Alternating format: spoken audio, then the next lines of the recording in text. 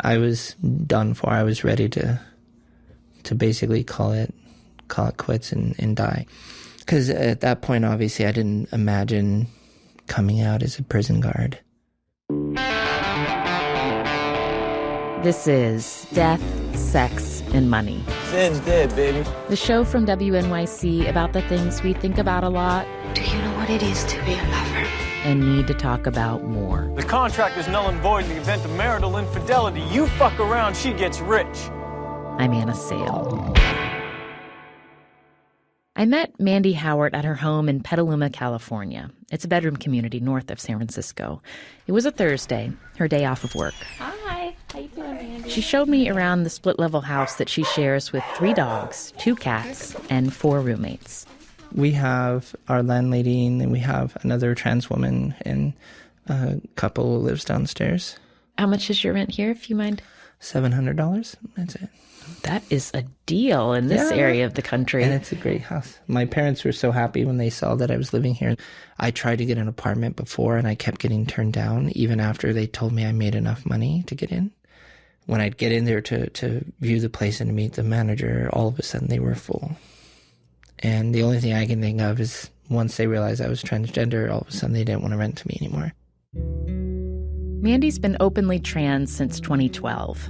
The summer that she came out, she was 32 years old, living in a hotel, and feeling nervous about transitioning for a lot of reasons.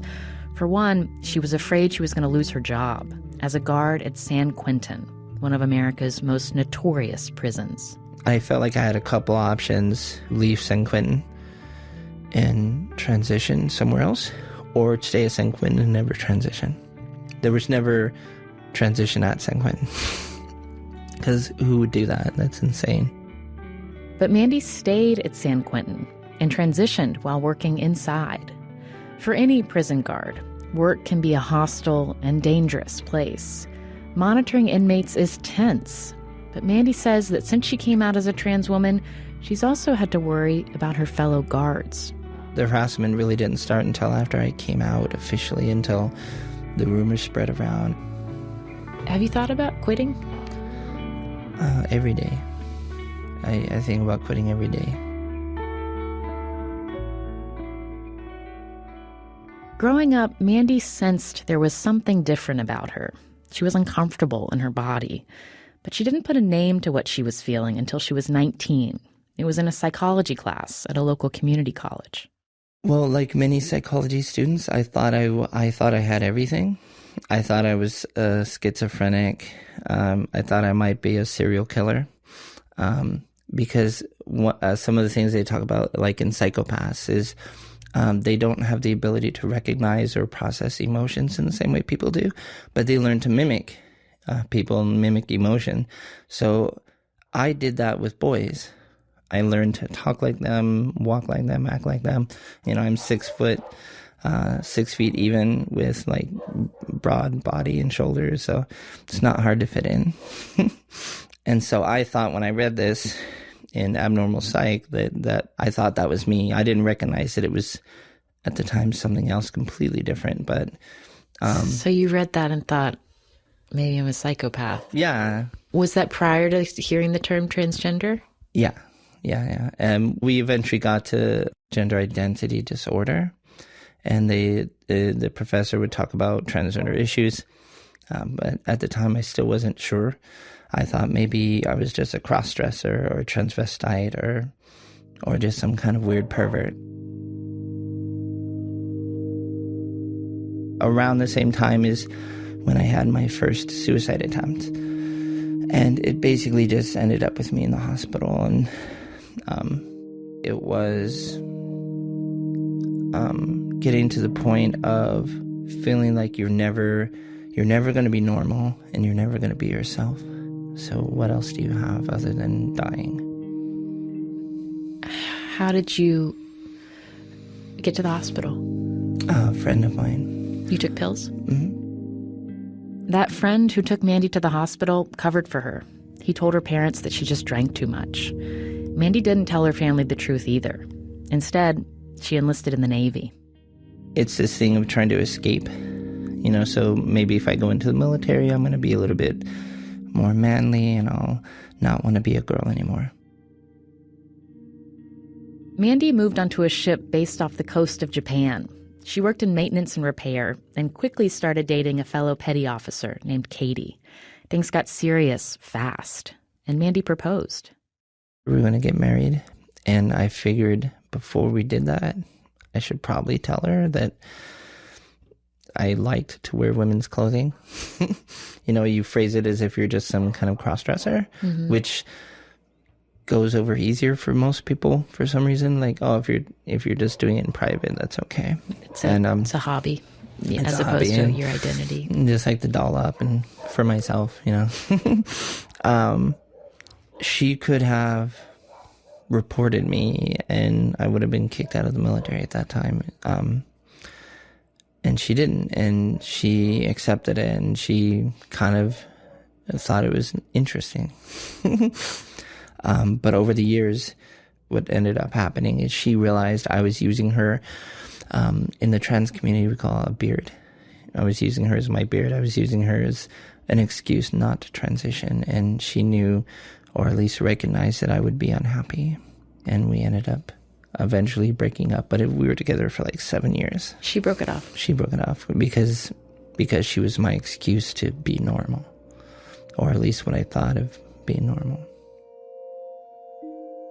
By the time that relationship ended, Mandy had decided to leave the Navy. She was working a series of odd jobs, setting tiles, driving limos, teaching martial arts. It was Mandy's martial arts teacher who encouraged her to apply for a job in corrections. I thought he was referring to the idea that I was a kung fu master, expert, and I'd be good at using kung fu to handle inmates. But what he meant was that my attitude and my demeanor is very calm, very precise, and I could handle the stresses and rigors of a job like that without becoming a complete a-hole, to put it bluntly. Still, because of her build and height, Mandy presented as a very physically imposing man. Through training academy and her first years at San Quentin, she kept her trans identity a secret, up to a point. I do really great eyeliner. And so I'd put on the liner, put on the mascara, just little bit. Just to have some sense of feeling when I went to work that I was being secretly feminine. Everyone thought I was secretly a goth. Because it was just liner and he's a goth, right? Mandy wanted to be open, but didn't think she could. She started having suicidal thoughts again. Then one night, 4 years into her career at San Quentin, she confided in a female colleague. She was super accepting, right away. And then it got me thinking, maybe I could come out, but I still didn't feel like it was possible, and I still didn't really intend on fully coming out. Maybe I would just get to the point where I could wear a little bits of more makeup and stuff like that. And so I talked to a supervisor, and the supervisor told me that she felt that it wouldn't be an issue wearing the makeup and stuff like that. You went to a supervisor and said, may I wear makeup? She wasn't my direct supervisor, but she was somebody I trusted. And so I started wearing makeup, and one night I'm sitting in another unit down in H unit, which is a dorm setting. It's 200 inmates, 2 officers. So there's 100 inmates for 1 officer? Per 1 officer, yeah. And I was sitting there, and my partner noticed I was wearing a lot of makeup and asked me questions about it. And it was dark, so the inmates didn't really see me because I waited till they turned the lights off for the night to actually go in. So the inmates wouldn't see the makeup, and I intended on wiping it off before the lights came on in the morning. Then I got a phone call from what they call the watch commander, which is usually a lieutenant. And they said they want to see me in his office. And they told me that people have been complaining and reporting that I'm wearing makeup and all this other stuff. And I immediately told them that I was transgender, and their immediate response was that they don't allow cross-dressing.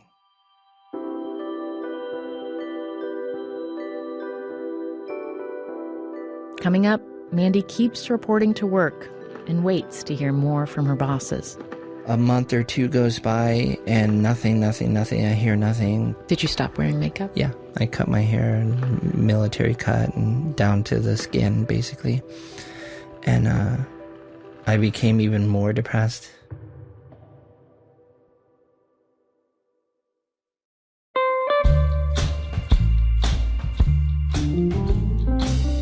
We heard from a lot of you about our most recent episode, about Tony and Victor, two men brought together by a case of mistaken paternity and the little girl they both love. A listener named Jessica wrote in from California to say she was that little girl, except she found out as a teenager that the man she knew as her father was actually her stepfather. Her biological dad died before she found out, and she's always wondered what he thought about the situation. Hearing Victor talk about the shame he felt not being there sooner definitely struck a chord, Jessica wrote.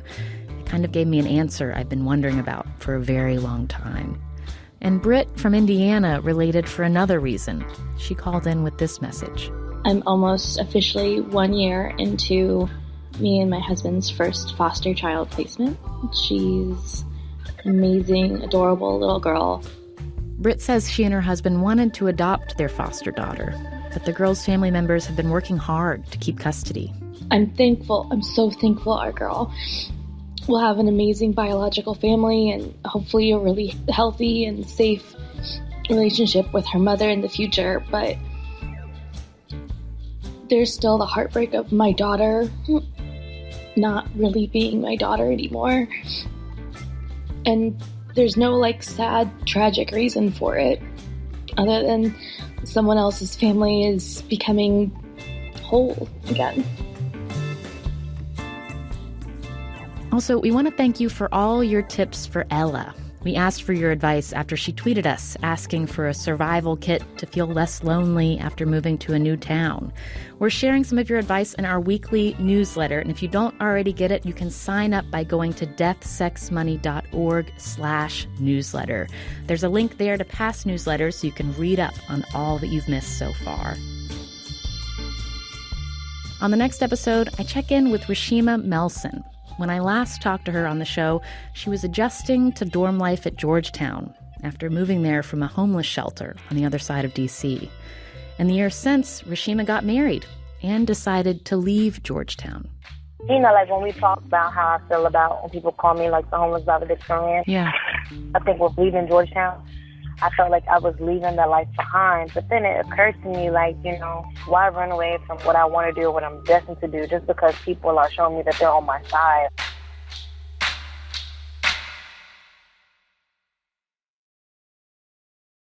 This is Death, Sex, and Money from WNYC. I'm Anna Sale. In the weeks after Mandy got called out for wearing makeup at work, rumors were flying around the prison. I figured I was about to lose my job, and then my life would be done. I wouldn't have anywhere to go.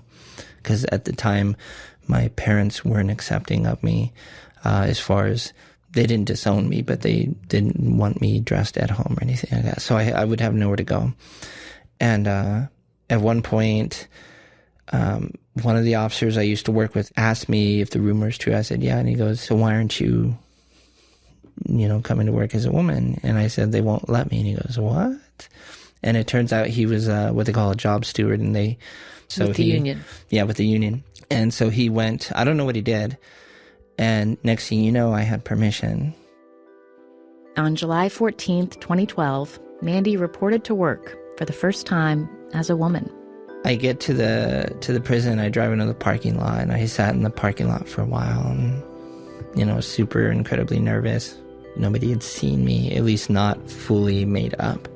And I had to walk past all these different people, and there were a few comments that people made under their breath, and I don't know, it just felt it's a really awkward situation. Nobody knows how to behave.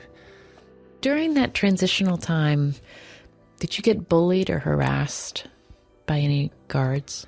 Early on, it was really bad. What sorts of things would happen? There were officers who would openly, basically start speaking to me and start voicing their concerns, and they would talk about me going to hell, and I would have officers do the really juvenile, cough and yell, faggot. Mandy was the first trans prison guard at San Quentin, and the male inmates also responded to her new look and identity. She told me about a time she was working in a cell block, and monitoring a rush of inmates as they headed to a meal. And there's hundreds of them coming down to go to chow, and I figured I'm going to stand, because this is still early on in my transition. I was going to stand there in the doorway to monitor them, because you're actually supposed to do that, but I felt it as like a way of like challenging myself. I'm going to stand in front of all these inmates, and they're going to do what they want to do, and I'm going to do, I'm going to stand strong. And they come down, and the slurs started coming, and the yelling and the laughing. And at one point, I can see the other officers are looking at me and trying to like signal me to go back inside because I was causing a disturbance, and they could have ended up really badly. And what ended up happening is I ended up going back inside and crying, because even though they're inmates, it still hurt to have those insults being thrown at you, and hundreds of them. Work was miserable, but it's also how Mandy got her health insurance. And in 2014, she got some unexpected news. It would now cover gender reassignment surgery.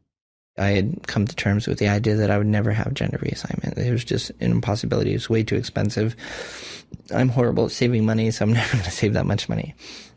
And then all of a sudden, they're like, here you go, you can have your surgery. And on top of that, it's pretty much for free. And instead of being incredibly happy all the time, I became even more stressed and depressed, because once you realize that you can have it and you have something to lose, you realize how important it really was to you. It's frightening that you'll lose that opportunity. That I'll lose it, that I'll do something wrong, I'll screw something up. I'll not get the time off of work, or work won't approve the time off, or at the time I had to drop like 40 some pounds. I was like watching the scale and crying every time I gained a pound. Mandy ended up losing 50 pounds, and she got the time off work, 7 weeks. She had surgery 2 years ago this month. By then, her family had become more accepting. Her parents and her sister were there as she was wheeled into the operating room. You literally go to sleep with a penis and you wake up with a vagina, right? Or you wake up with not a penis, because it doesn't look like a vagina when you first see it. And they first take the bandages off, and it looks like nothing, really. It doesn't look like much. It looks horrible. It's just this mess of black and blue. But the following Monday, they take the catheter out, and then right afterwards, they want you to go pee. And so, I don't know, it's just super, like, I cried sitting on the toilet peeing, which sounds like a bad scene from a soap opera or like some Hallmark movie. But it was a beautiful moment for me, just being able to pee like that. Has there been anything about your life after your surgery and after coming out at work? Has there been anything that still that you've been surprised, like that wasn't a complete feeling of liberation? Yeah, I mean, of course, it's not, coming out is not a one and done process. Some people, for me, it's frustrating because I am, like I said, 6 foot, broad and all that. And I do get misgendered by people every now and again. Not as often as I used to, but I do get misgendered. And I can't fix my height. I can't make my shoulders less broad. I could go out and get big, huge breasts and get facial feminization surgery, but that's only going to do so much. Not every trans woman is super petite and looks like a little flower. There are a lot of us who are never going to look like that, no matter what we do.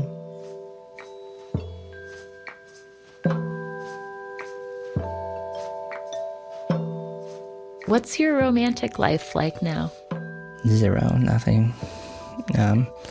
It's been almost 10 years now since I've had a serious relationship. I've been on dates, and I haven't had really any like boyfriends or girlfriends or anything like that. But I've been hit on by a few people. Most of them are other transgender people, and mostly trans women. And I don't want to be with a woman anymore, even though some of them are like, they'll keep their male parts for me, and I'm like, no.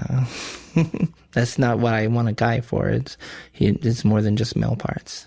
I don't care what the guy looks like at all. I just care that he's intelligent and he's smart and that he watches South Park. And that's about it. Like, if he watches South Park, then he's perfect. It strikes me that you're, like, thinking about your social life. It's like you are openly trans in the San Francisco Bay Area, where there's a community. Yeah. And you're openly trans in a prison. Mm-hmm. Does it feel sometimes like you are crossing between completely different cultural environments in terms of the safety you feel or the sense of community you feel? It seems to me like it might feel pretty stark. Yeah, well, one of the things I found out is that the trans community really hates peace officers. They hate cops. They hate, not the whole community, obviously, but there's a lot of discontent and anger between the two. And to be fair, law enforcement has historically, even in this area, treated trans people very poorly. Sadly, the trans women we have in our prisons, they're housed based on what genitalia they have, not how they identify, which I think is wrong, but that's not my decision to make. And I got a lot of hate mail from my own community, the trans community, after I came out for being a cop. I had one transgender woman write to me and tell me that I was just another white man oppressing and beating down black trans women, and that really hurt. The way I look at it is we need more trans people as officers in the prisons. We need more trans police officers. You have to have people in the system before it starts to actually make a change. Mandy's still the only trans correctional officer at San Quentin, but the prison says she's not the only transgender employee there. For the most part, Mandy says the inmates have come around. They even profiled her in the prison newspaper. But Mandy says not a lot has changed with her fellow guards. I mean, not only did I have bad experiences, but I continue to have bad experiences. It's not as open, but it's in the way people treat you and when they're working with you in person. Either they don't talk to you or they talk to you very sparingly. It's walking into a room full of officers sitting in a hallway and having everybody move their chairs over to one side away from you, and turning away from you, not talking to you. It's having people continue to misgender you almost every single day you go to work, and no matter how many times you correct them, they just don't get it. When you wake up in the morning and know you have to go into work, does it feel heavy? Yeah. No, and it's not even that I hate the work itself. I just hate the feeling of being there. I hate the negativity. Do you think you'll leave corrections? Right now, I don't want to put myself in a position where I'm having to struggle financially. Last year, I earned around $70,000. So I'm definitely, as far as trans women goes, I'm definitely in the higher bracket as far as money earned. I think the average trans woman, if they have a job at all, earns between $15,000 to $20,000 a year. So very, very low. And a lot of them don't have work whatsoever, or are struggling to go from job to job and just trying to make ends meet. So I'm very lucky financially. So my goal is to do 10 years total right now. 10 years is where you get some locked-in benefits. However, if I end up having to stay longer than 10 years, my goal is to promote and become a sergeant, no longer an officer, become a supervisor, and start taking a more active role in making things a little better at the prison and in the department. At 15 years, I'll get locked in medical, but I can't think of doing that much more, but who knows? I say that now, maybe I'll be there another 15 years. I could be the first transgender warden.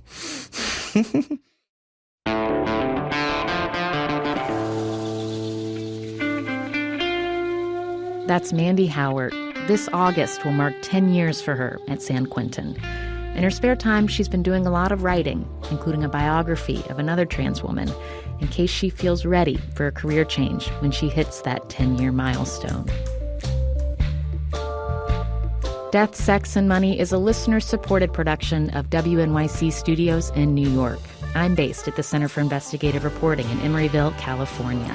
The team includes Katie Bishop, Chester Jesus Soria, Emily Botine, and Andrew Dunn. Our intern is Adriana Rush.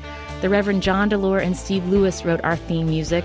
I'm on Twitter at Anna Sale. The show is at Death, Sex, Money. And don't forget to subscribe to our weekly newsletter. That's where we're sharing our tips for Ella, who asked for your advice on how to feel less lonely after moving to a new town.